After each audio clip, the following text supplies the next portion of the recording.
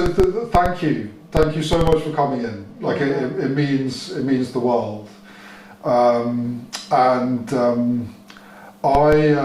know one of your sponsees, and she mentioned that you're a very spiritual person, and so I wanted to kind of open the conversation, with that, I suppose, because I think in previous podcasts I haven't touched on it as much as I would have liked, and kind of ask what spirituality means to you, how it serves you in your sobriety, because I know you hear the word spirituality a lot in the recovery communities, and it means a great deal to a lot of people. Yeah. And what does it mean to you? Okay, so spirituality. So when I was in early recovery, I went through a 12-step program and started looking at my behaviour while I was using, and looking at that behaviour, it becomes very aware of, I think, sort of like it gets bantered around a lot, like we're selfish, self-centred, we're sort of like self-righteous, self-entitled, I thought the world owed me a favour, and a lot of self-pity, and all of that is just self, it's all about me. It was explained to me, like, to recover we needed a change of thinking, like a new way of thinking, and alongside that was practicing some spiritual principles, and sort of like some of the basic spiritual principles. The first one was just to be honest. I was never honest in my using. Like, I was always ducking and diving and lying to this one, lying to that one, and I couldn't even be honest with myself. So I started to try and practice these spiritual principles because I wanted to change. I didn't want to go back to that life that I'd been living, and I'd had so many experiences of stopping using and then just repeating the same thing and going back out and using. So I tried practicing these spiritual principles: honesty, faith, courage. Right, it takes a lot of courage to admit, like, I'm wrong. It takes a lot of courage to look at myself and my part in things. It takes courage to try new things. As an addict, I didn't like new things, I was really fearful. So practicing those principles makes me feel good, and it started to make me think of others, rather than just thinking about me. Within that,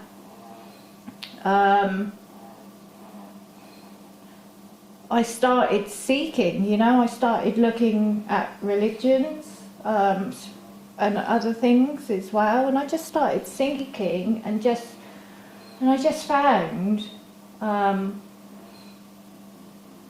so I just found a group of people that practiced these principles and were just kind, loving people.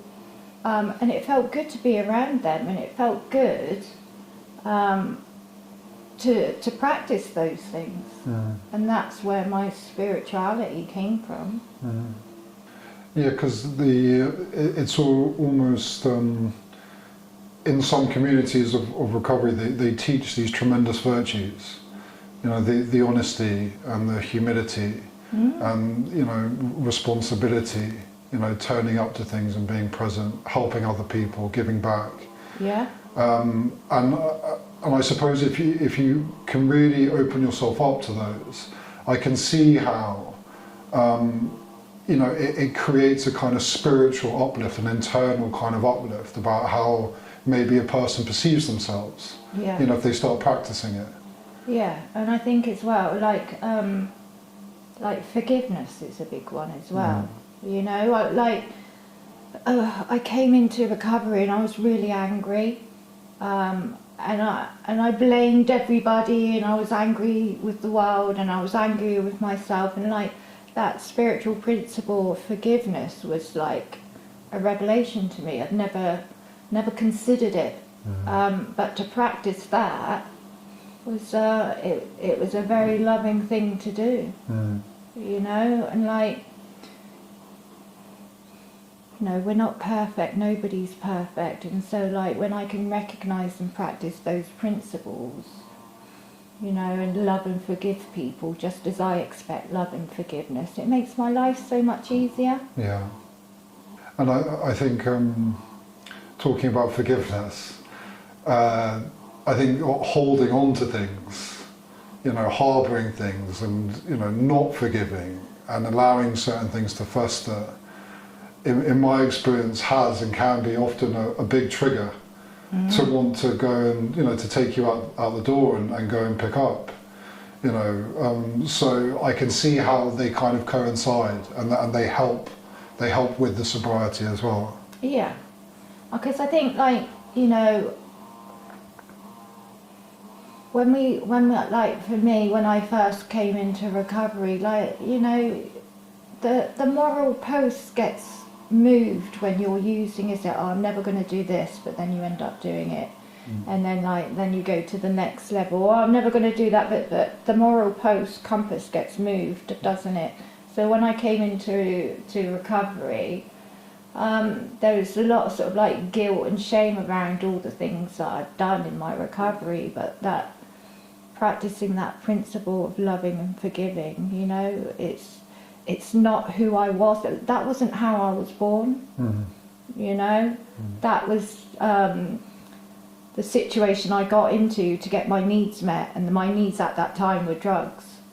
But it was not me at the core of me. So sort of like learning to recognise, like, I'm not a bad person, I just got into some bad situations. And at the core of me, it's like, I think coming into recovery, it just made me realise, I just wanted to, like, at the end of the day, I just want to be liked, I want to be kind, you know, I want to be useful to others, you know. We're not here for long, I just want to, like, do some good, Yeah. you know. And it's very self-affirming. Yeah. You know, it's to be able to look at yourself and be proud of the reflection of the things that you're doing. Oh my goodness, You know. yeah. I'm in a job where I've never really held down a job before, and just to be able to say I pay my bills, I have a job, I'm a productive member of society. I even I'm saying this now. I got Employee of the Year. You know, like an addict in recovery got Employee of the Year. It's just like, it's good. It's good to be good. Yeah. And these principles, do you see them as a part of something bigger, or do you see it as like the primary source or within a journey of sobriety and recovery? What do you mean? I suppose what really helps a person, you know, get better. You know, and we were touching on this, you know, a moment ago before we started. You know, outlets like, you know, education and kind of, you know, developing kind of skill sets and, you know, moving forward with your life in a kind of productive, meaningful, progressive way. Do you see those elements as sometimes secondary aspects to a person kind of embarking on a journey of sobriety? I think they go hand in hand. I think like you have to be open-minded to change, and and willing to try things like the education and things like that. If I'm not practicing willingness or open-mindedness, my mind slams shut. No, I'm not doing that. So I have to have sort of like a basic principle in play, sort of being open-minded. You know, because I'm just thinking, so like in my early recovery, I was just so desperate to start. I was willing to do whatever was suggested, and I sort of like built on that foundation. But then also there was parts of me that I've never really put effort into anything other than using. So it was learning to put effort into new things. And I think for me, in my beginning, like my supported housing was where I got that encouragement to put some effort into things, because like when I think about using drugs, so I always thought if I put the drugs down then everything's going to be absolutely fine. But though it wasn't, because I had to learn how to live life. Like you say, I didn't have the education. Like I didn't turn up for half my exam. I didn't turn up for my exams. I didn't have the life skills or the emotional capacity to deal with people.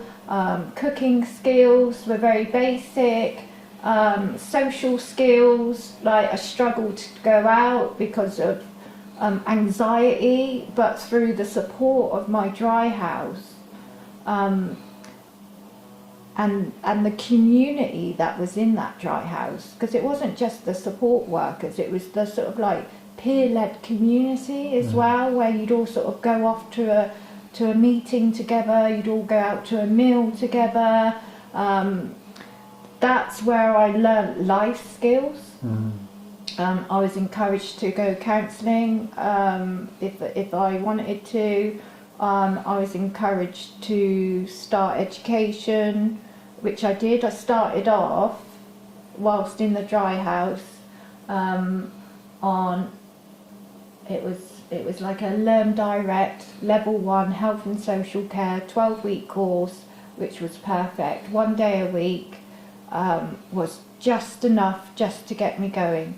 Like back then, I was like, I'm going to do an arts history degree, and it was all ego based, because like someone said to me, they were like, "What are you going to do with that?" And I was like, "I don't know."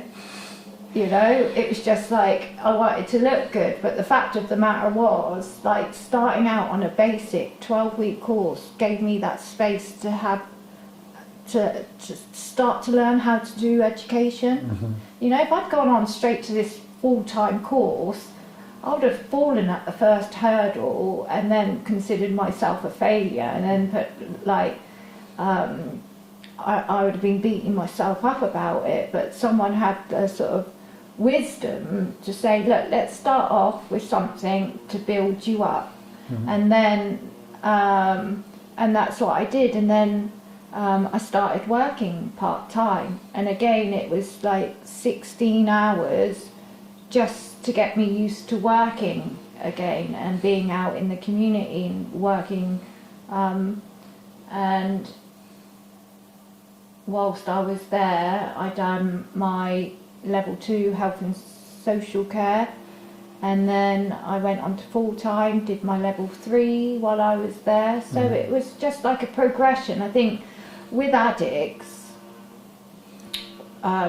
we like instant gratification. We want an instant fix. We want an instant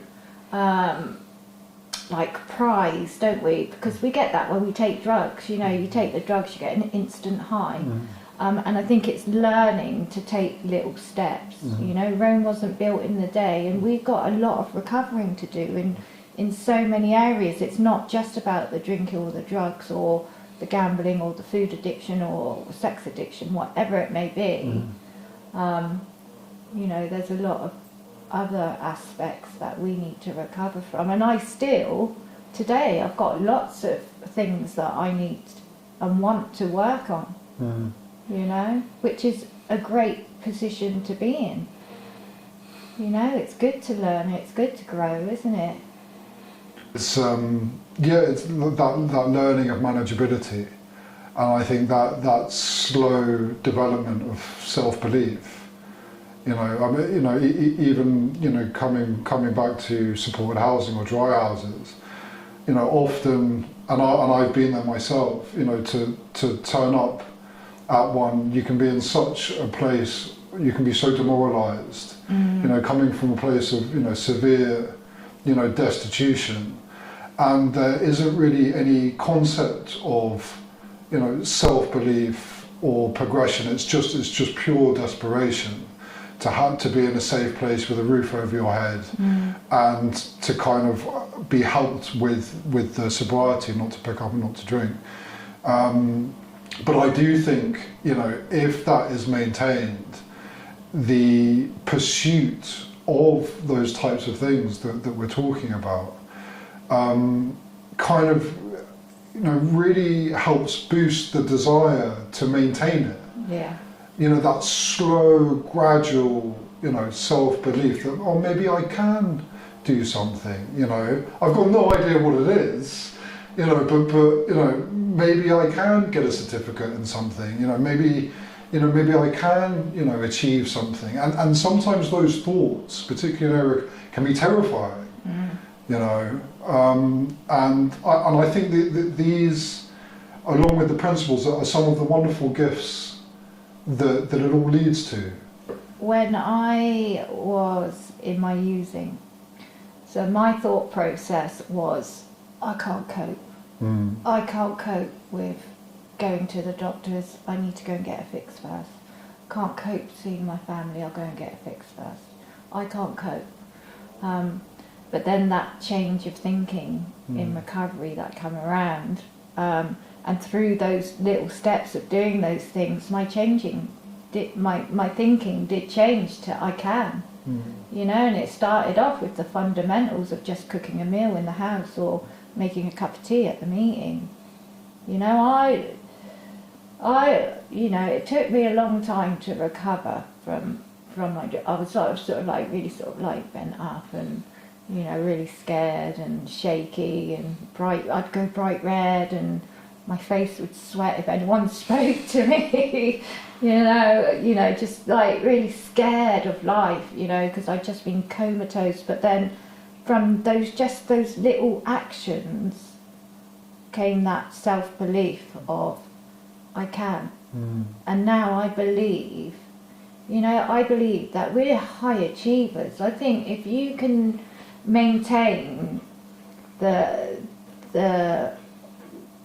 addiction for the amount of years, because addiction, you've got to be clever to survive addiction. You know, you've got to be clever to raise that amount of money and to be involved in those situations, you know. So if you can maintain that and bring that into your recovery, like, the world's your oyster. It really is. Like, we're high achievers. Yeah. And then, you know, and again, it comes into that spirituality of like, we've survived, you know, so like, you know, we're here for a reason, and that reason, I believe, is to sort of like help other people as well. Yeah, I think you're right. I think, you know, amongst it, there's an awful lot of drive there, you know, like you say, those years of, you know, kind of making awful situations kind of work, even though it's incredibly painful, you know, to think about that now, you know, those periods. But yeah, you know, that kind of drive to continue, even though it's kind of self-destructive in its nature. But if that can be reversed, I think sometimes the the feeling of doing something, productive, and something that contributes, something that helps another person, I think can sometimes fill that void. The drugs filled for so long, but it can be, what's the word? It can be replaced, with something more virtuous. Yeah. And act as that springboard, to really kind of go on with your life. But talking about, the ability to do that. I know, there's so many different pathways for people to get sober. But if we take, one that involves going to a treatment centre, and having a detox and, getting some therapy, to then, moving into something like supported housing. I want to emphasise that bit there. When you go from a treatment place and then you're kind of deciding what your next step is. I've been to supported housing, I know them very well, I know you have too. How would you describe supported housing, and how would you, how much importance would you place on them in regards to that kind of transition? So, I've experienced a lot of dry house living, supported living. I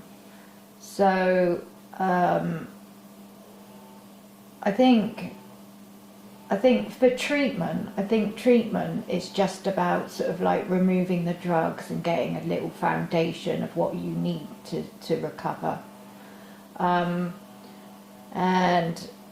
then, like, if you're an individual that does need some more support, I mean, not everybody does, some people just do treatment and that's all they need, but other people that need a bit more support, with the housing, with the life skills, with sort of recovery. My own experience of supported living is it's saved my life. It helped me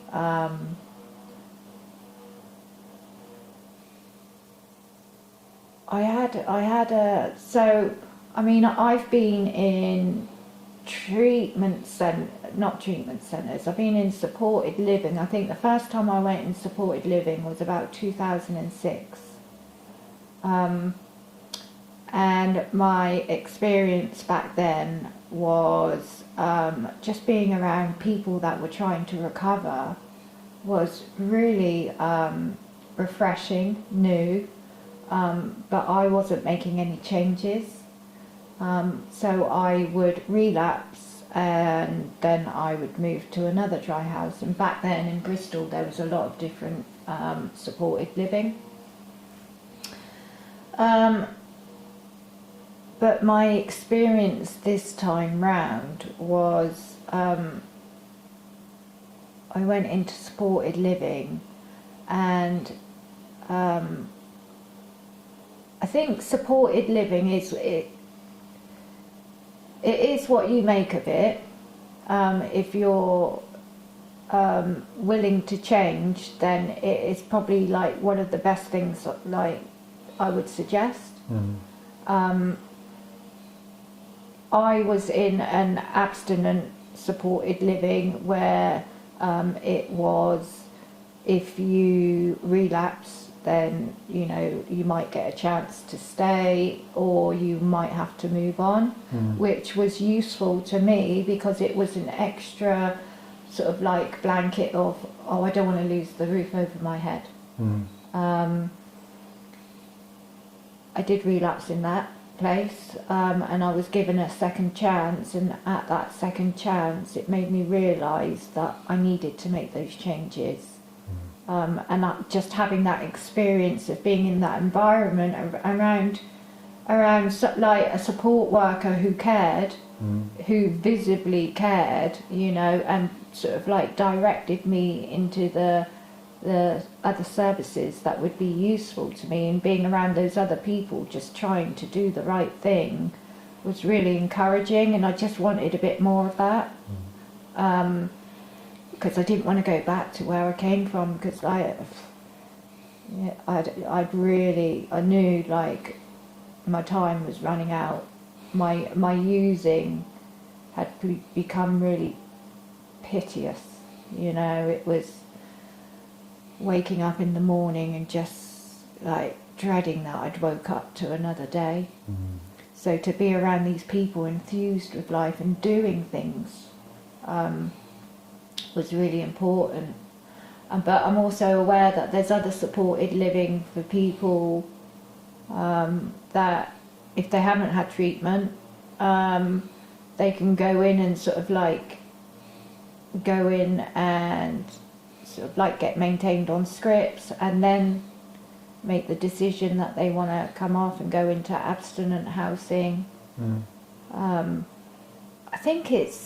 I think we're really blessed in this country to have as much support as we do have, and a lot of things available. And I would absolutely say to anyone, because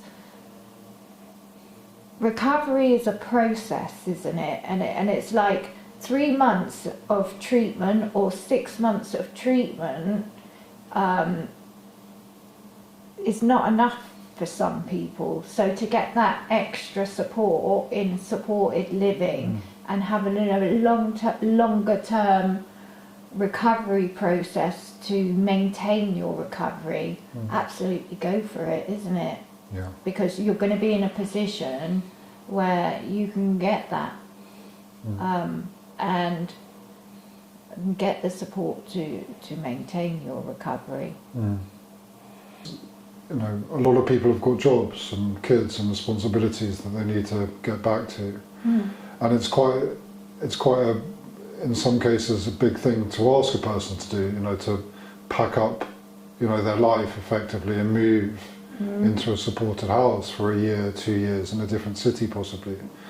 But you know, often having that change, I think in the communities it's often termed doing a geographical, you know, where you kind of go to a different place where you don't really know anyone and you kind of start fresh, you have a clean slate.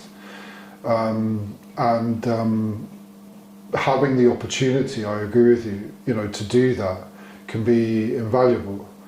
And you know, and just to touch on, I think a lot of the time, and it makes sense that they're associated with substance abuse and addiction directly, but I think that they can be for lots of people in lots of different, you know, circumstances. You know, I think a lot of the time it's very easy to get lost, you know, and to not know, you know what direction to take in life. And life can be so fast, and it can get on top of you, and you know, it's easy to get kind of, you know, depressed and anxious, and possibly lead to, you know, kind of addictive tendencies. But supported housing is also a place for a person just to develop, you know, to go to a place and have time, you know, to slow down, you know, and develop themselves that otherwise they might not have, you know, have the chance to do. Yeah. Do you agree that it can provide and play multiple kind of roles for different people? I think, like you said, time's a great healer, isn't it? And like you said, there's like lots of us come in with other things, you know. There's like mental health, anxiety, depression. There's addiction, there's like other things going on, some possibly sort of gambling, you know, there's lots of things that are in play, and it's having that time. I think I like to say to people, it's short-term pain for long-term gain, isn't it? Because people think, oh, I'm going to be removed from my family. I mean, that's, you know, it's not for everyone, not everybody has to do that. But for the people that do want it or do need it for housing and things like that, it's a temporary thing. It's not going to be forever. you know, and just utilise what's available. Because like there is a lot available in supported living. So many opportunities, you know, so many ways to rebuild your life and try new things and start new things and just recover. The amount of years, you know, I spent out in the world just drowning, just trying not to drown, like a job that I hated, that I couldn't stand, that was terribly, you know, that was badly paid, just trying to pay rent, you know, and just permanently being broke and kind of just lost and directionless, and never really seeing a way out of that, because how could I take the time? I had to have a full-time job to pay for the things I had. There was no way out of that cycle. I was very much stuck in it, and that was for a long time. Yeah. And you know, just to emphasise the point, like supported housing kind of it takes that away. It takes that kind of immediate responsibility off your shoulders, you know. Do you know, I was just thinking, and it's like, you know, when I would try and recover myself, I would just always end up back using. But then there was a professional who knew how to help you recover, you know, and just telling you and directing and supporting you to do that, rather than me just trying to keep doing the things I thought I needed to get clean, you know, holding on for dear life, like trying to get through another day. Yeah. Yeah. Oh, it's gonna I'm gonna oh, it's, you know, it's in the post. But just it's like you can breathe when you go into a dry house, because like you don't have to take responsibility for yourself as much in the respect of your addiction. It's like someone else is taking responsibility for you. So you can just breathe and just like, okay, I'll just do what you tell me to do for the minute. Yeah. And then when you get through the healing process, like the thought of being in a flat on my own when I was in addiction was horrendous, because it's lonely, it's isolating, isn't it? When you're using, you just like you and the drugs and like that's it. But through going through the supported living and getting all those skills, those life skills, the recovery skills, the education, the self-esteem rebuilding, you know, the self-confidence coming back, I can achieve this attitude.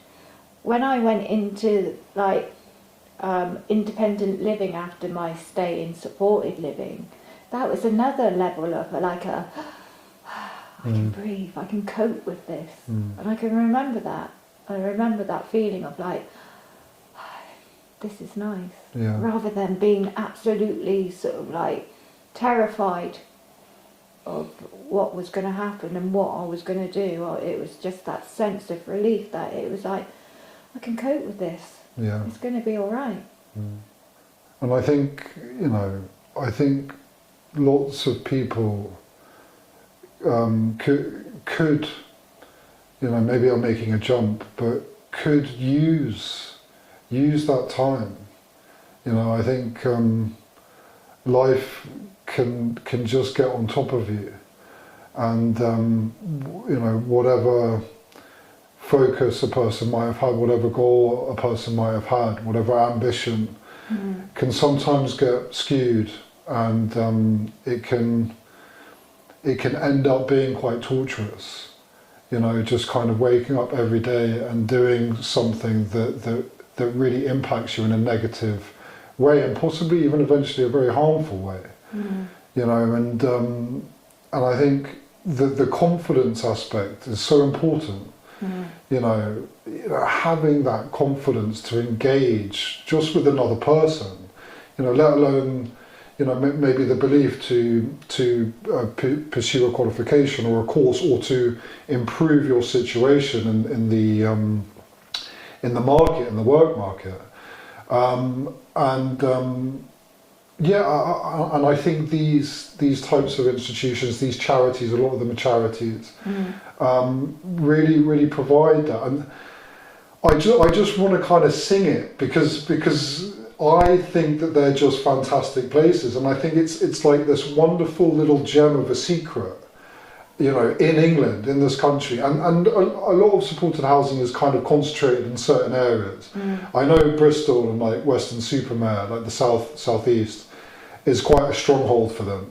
Yeah. But they just really are great places for anybody that kind of just needs to take a bit of time for themselves and rebuild a bit of a kind of stronger foundation to move on from. Yeah, absolutely. I was just thinking as well, like, you know, within that, the ripple effect, isn't it? Like the families recover, you know, and it is just having that time and space and guidance. Just to sort of like, so, I mean, sometimes it's difficult to say, like we can get quite prideful, isn't it? No, I'm all right. I'll be all right. I'll do it on my own. But to that spiritual principle of being honest and knowing it's okay to access this support, and it's a really valuable service. You know, from being in recovery, the amount of people I see that go through supported living and recreate their lives just through having that space and time, that safe, secure housing to focus on themselves and rebuild, it is phenomenal. It is. It's like, it's golden, isn't it? It is, right? Yeah. It's phenomenal what's available. Yeah. And you know, even on the community level, you know, you're living in a house with other people, you know, and that can be great, you know, and often a lot of supported housing charities, they often have more than one house. You know, some of them have up to kind of 10 or 8, you know, 8 to 10 houses. Yeah. So there can often be a community of 40, 50 people, you know, that you kind of engage with. So, you know, besides the time and all the benefits that they provide, it also is a great opportunity to kind of just make some friends. It's so important, isn't it? Just so lost for so long, wasn't it? So isolated for so long in addiction.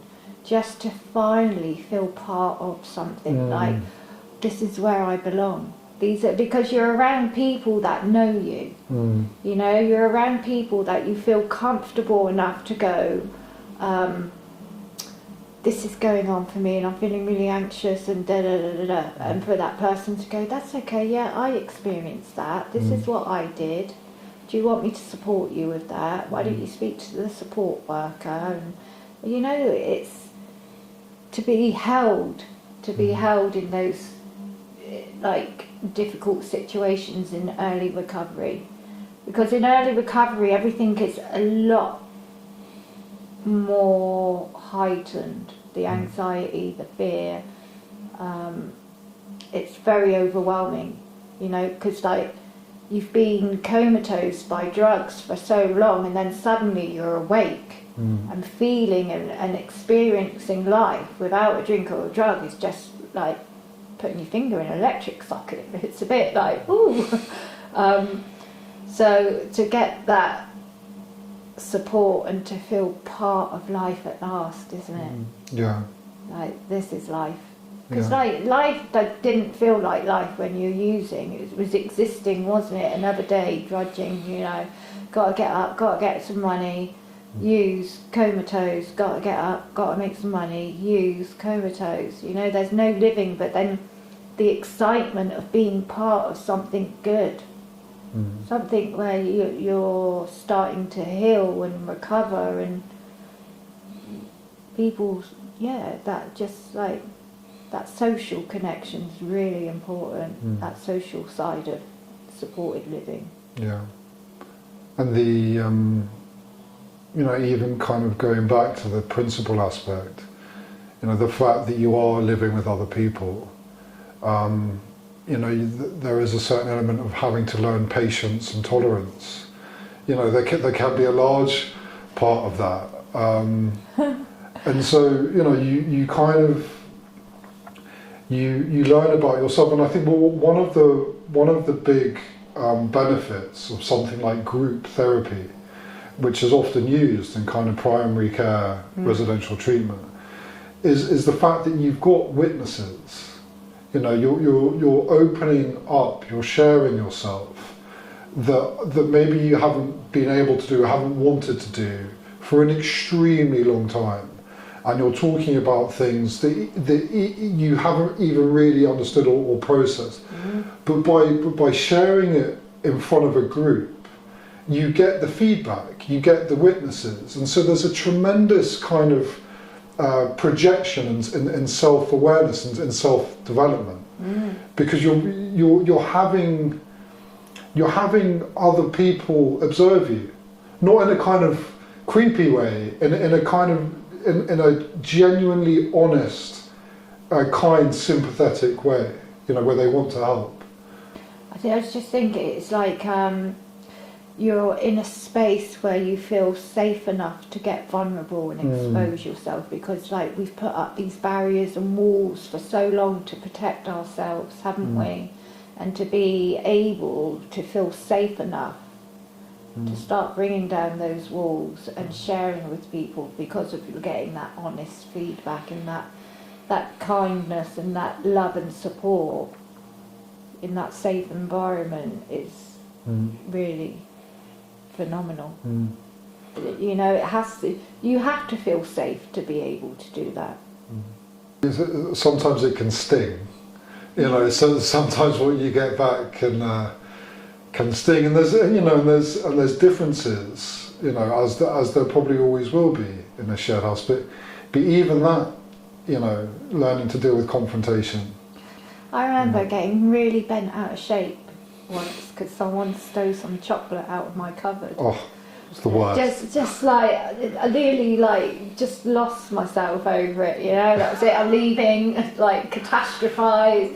It was a Mars bar, you know. It's not the end of the world, but it, like you say, you learn to cope with those type of things, isn't it? And practice patience and tolerance for others, and then, you know, I look back at my dry house days. In the early days, I was very black and white. So my thinking, there wasn't very much grey area.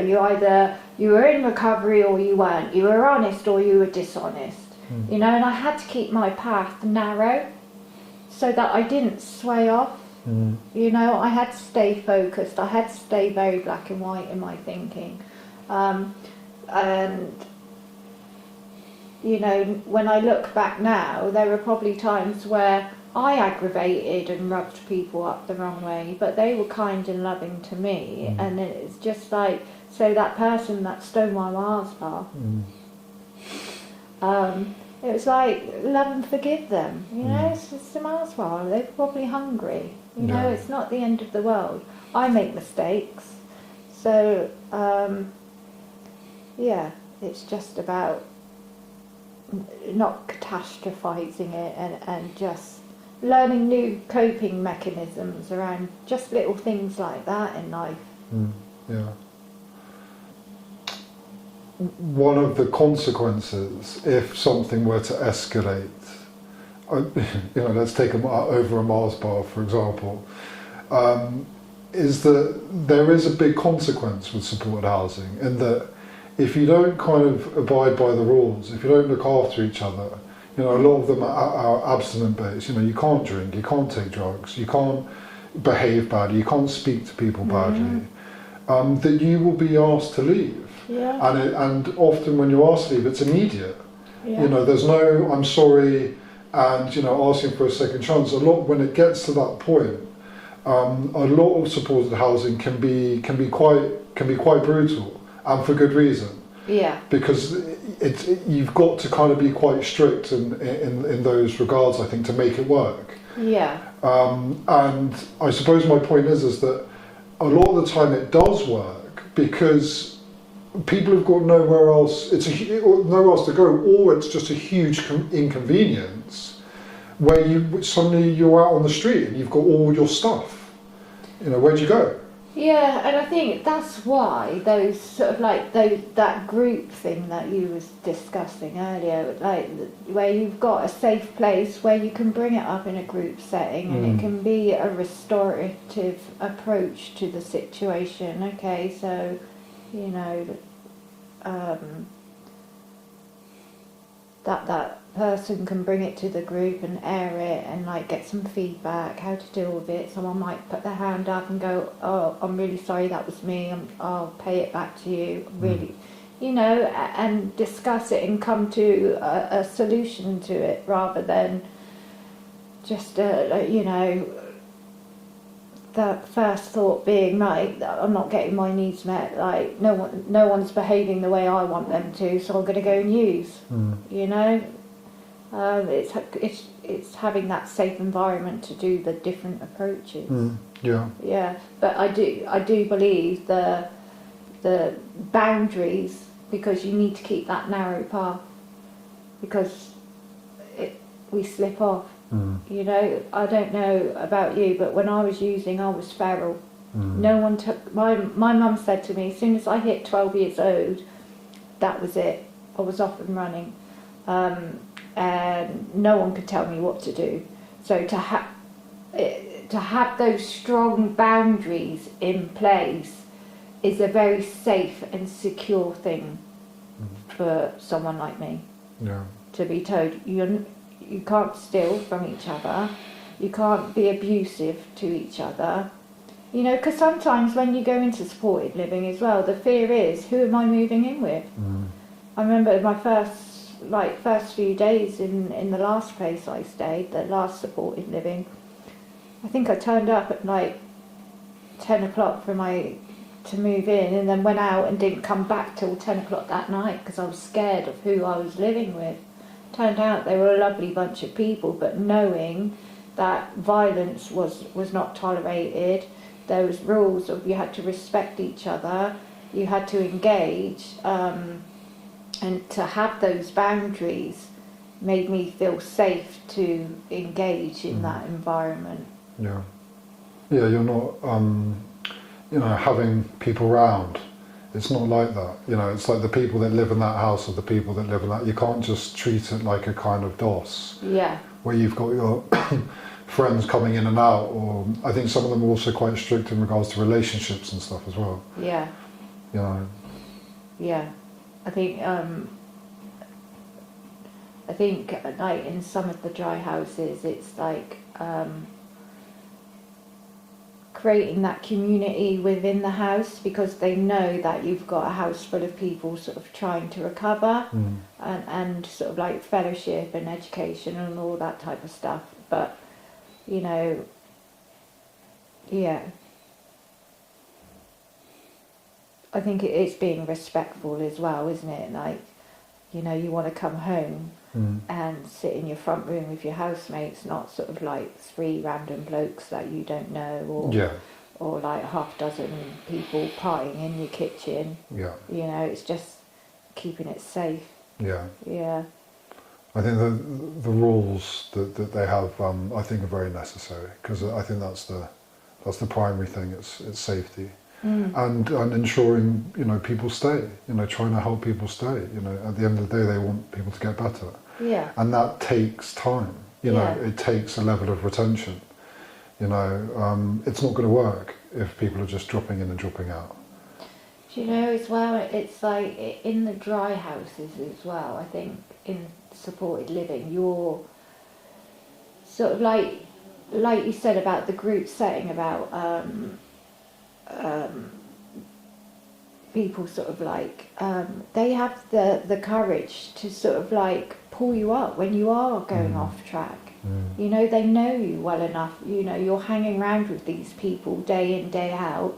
You're doing house groups together, you're going to meetings together, you're doing social events together, so that like they feel secure and safe enough to sort of like to point out to you when you're going off track as well, which was really useful for me. I had one friend in the supported living who I was on the phone to her just before I came here. Like, we were in that dry house nearly 9 years ago, And she said to me, when I was going off the narrow path, I was going off over there, and she said to me, she had the courage and kindness to be honest to me and say, why do you think you're so special and different that you don't have to follow the rules? And it was like a dagger of truth. Now, no one had done that to me before, and I tell you what, I really appreciate what she done for me in that moment, because she brought me back into reality. You know, she brought me back to, like, I'm here to get well. I'm here to recover from addiction, and I need to follow I need to follow the rules. Yeah. You know, but she had the courage to do that, and like, I'll be eternally grateful because she brought me back in. Straight back in. I like how you put it with the narrow path. Yeah. You know, it paints a very vivid picture. And I had someone on the podcast, I don't know, a few months ago maybe, and they talked about a traffic light system that they use for themselves. So, you know, they had green, amber, red, and veering off the path. In their world, it would start highlight. You know, the red alarm would start going off, and that's how they kind of pulled themselves back. But it is tricky, particularly when you're kind of, you know, when you get used to it. You know, you start, you know, having a bit more freedom maybe. You know, you've got a little bit of money in your pocket maybe for the first time. You know, because you're able to kind of save some money and do some stuff. So you're kind of, you know, maybe you can go to an event or do, you know, and suddenly your world can open up a little bit. Yeah. And that can be tricky because you don't really feel like you're doing anything wrong. You know, I'm just living my life again. You know, I'm entitled to do that, but it can be a fine line sometimes, I think. Yeah, I think. I think for me, because I struggled to.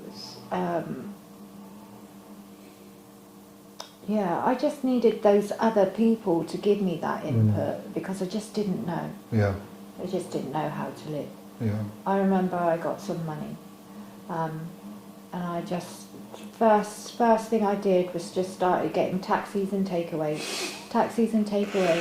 and it was starting to filter away. And I thought, I need to do something different. It's not easy come, easy go anymore. Yeah. You know, I need to take responsibility. So I used that money for something good rather than fritter it away, which was completely new. Yeah. But that was just someone else pointing it out to me. Yeah. You know, it's just those little simple things of like life that I didn't know how to behave or be.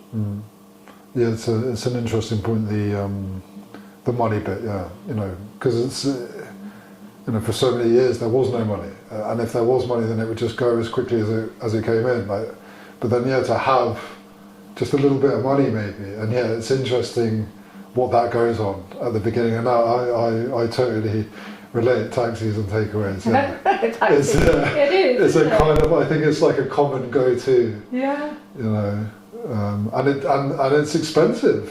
Yeah. You know, it takes your money, man. Yeah. You know, it's no joke. You know, that Deliveroo is a problem.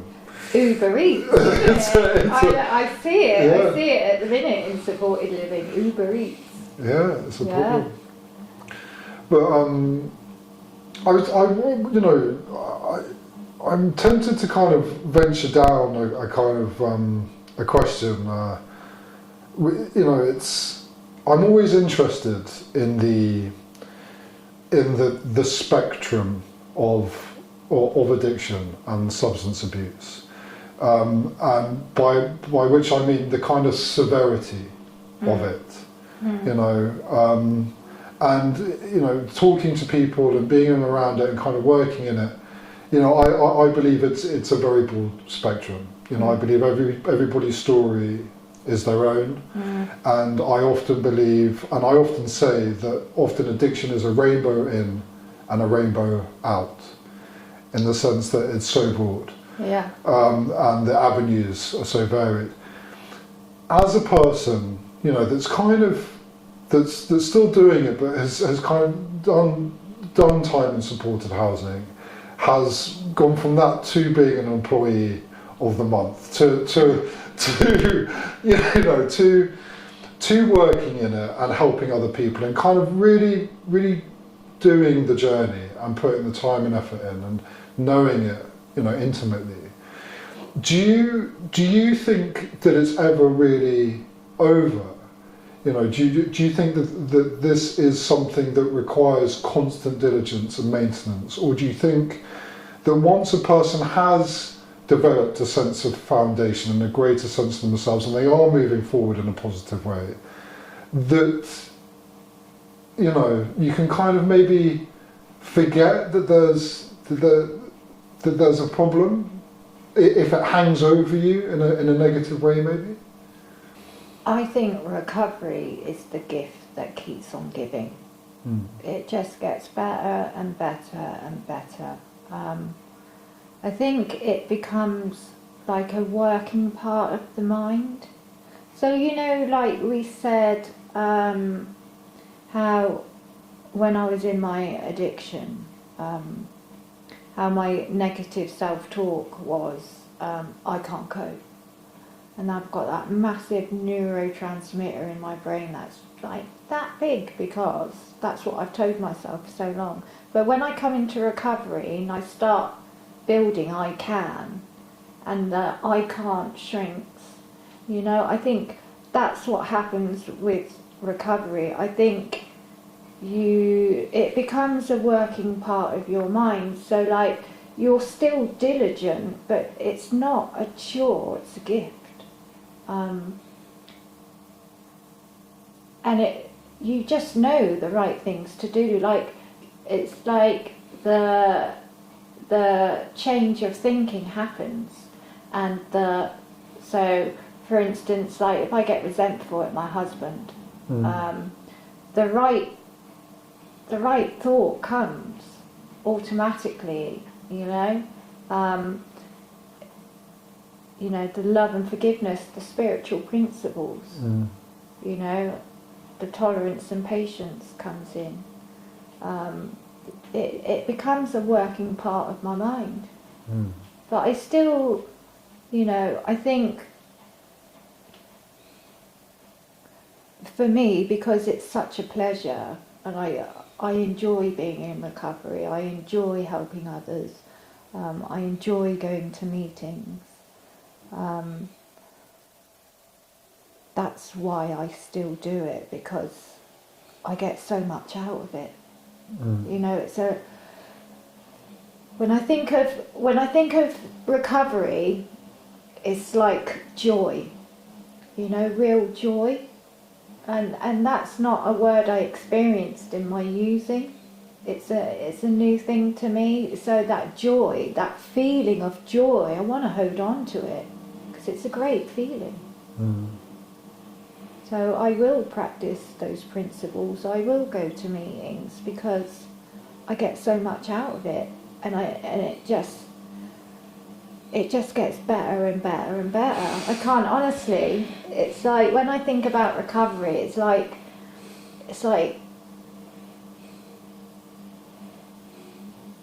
I really couldn't put it into words, but it just softens my heart, and I like the feeling of joy that I don't think you can explain joy unless you've experienced it. So that joy of recovery, is something that keeps me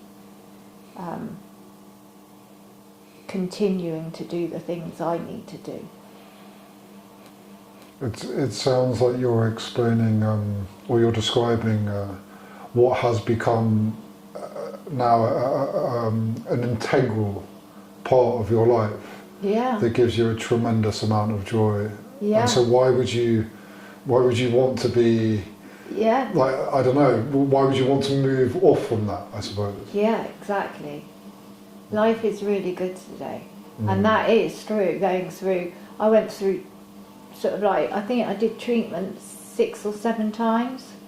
I went through several dry houses, supported living, And eventually I got to that point where I landed in one, and I stuck around and found, you know, the support I needed to find my recovery, to find me, to learn to like me, to learn to accept me, and to learn to sort of like grow and try new things. And yeah, it's just the gift that keeps on giving. It really is. I'm thinking, for some people, you know, to get your opinion on this, some people may consider, if they've gone through addiction, if they consider themselves an addict, as that being a label that kind of hangs over their head, so to speak. The fact that, depending upon which school of thought you come from, that you've got a disease, you know, you know, and again, depending upon which school you come from, cannot be cured, and if kind of revisited, can lead to your death and your demise fairly quickly. And you know, for a person to kind of put all the work in and all the effort in to get better, but to still feel like that is something that's a part of you.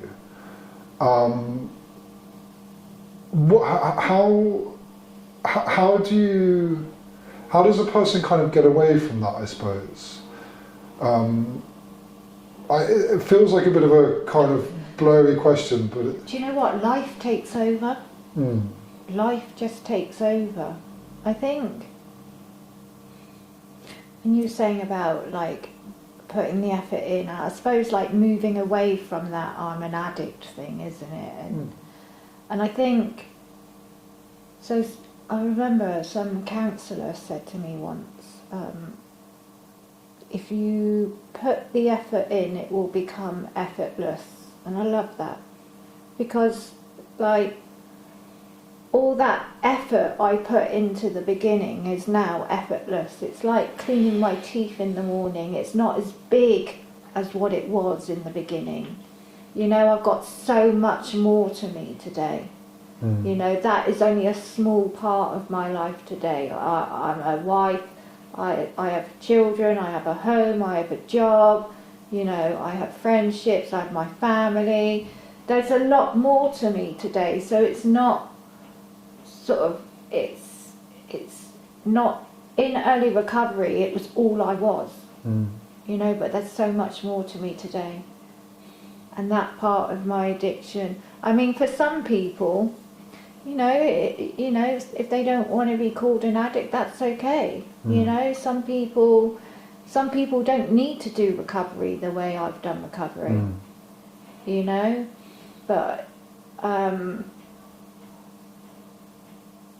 yeah, there's you know, it's like different courses for different horses, isn't it? Yeah. You know, that, you know, some people need this, some people just need to go into treatment and have the drink and drugs removed, and they can return back to their family and stay stopped. But then there's others, like myself, that needed that supported living, that time, that space, that guidance, that love, that sense of belonging, to be part of life at last, to recreate my life. Yeah. Yeah, and I suppose, you know, thinking about it, at the end of the day, it's all, you know, even, you know, recovery, sobriety, it can be a lot of labels. You know, there's a lot of labels, you know, in it. Like even kind of saying sobriety and recovery, I get kind of tired sometimes of those words, because it is said, and it's. But I just think maybe, you know, listening to you over time, you know, the labels maybe don't pose so much significance as maybe they did at the beginning. Yeah. And like you said at the beginning of the conversation, it's more about the kind of virtues, you know, the giving back, the being present, and that aspect of it, just maybe without even realising it, just slowly has its kind of volume turned down a bit. Yes, exactly. You know, Yeah, which sounds really freeing. it is. You know, to kind of be above the clouds a little bit. A little bit. But we're kind of coming down to the end with time. But a question I always like to ask, towards the end, is to anybody out there who's listening, to any family member, or if someone has a loved one that they care about, and or to anybody suffering, directly in addiction, what kind of words of advice would you give to them?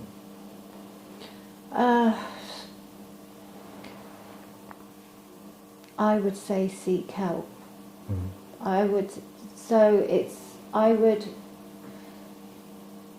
seek help because it's from my own experience of trying to do it on my own. I couldn't do it on my own, and like we've discussed, there's a lot of support out there for people with addiction, mental health, or whatever addiction it is. And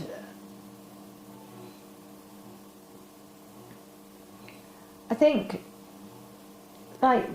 the best advice I can give as well is just stay open-minded to it, because some service will offer this, or this might be put in place, and the mind will slam shut because of the fear.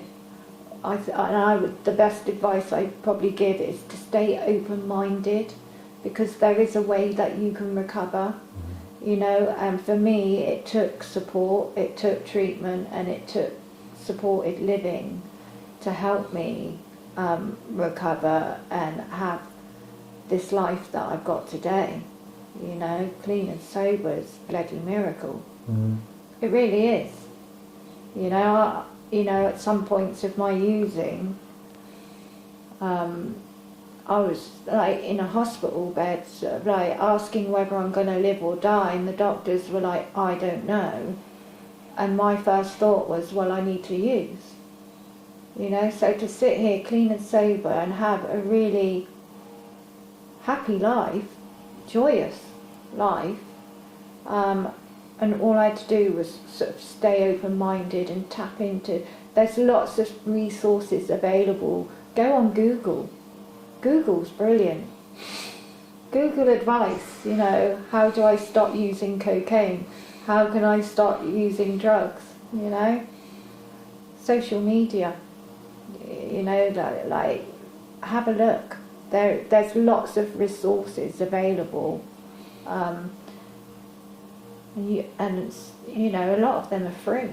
I know, yeah. So, yeah, open-minded, remain open-minded, seek help. Yeah. Thinking about that kind of very dark, bleak, horrible place that you can find yourself in, sometimes the thought that there's an avenue out of that place, or maybe you persuade yourself, or maybe the addict in you persuades you that there's no way out, and that this just needs to continue, and it will end one way or the other. But just to kind of enforce the point and acknowledge the fact that there are very good places that you can go to and get help, and you don't need money for lots of them. No. That you just need to kind of pick up a phone and contact one of them. And you don't have to be clean, you don't have to be, you just need to be, you just need to want help. Just pick up that phone, isn't it? You don't have to be cured, you don't have to look like this, you don't have to talk like that, you don't have to be in this position, that position. It's available to everybody. Yeah. It's available to everybody, and there's lots of different services available. There will be the right service for you. Yeah. It's great advice. Yeah. Thank you. Thank Thank you you. so much for coming on, really. Thank you. Thank you, thank you, thank you. Yeah.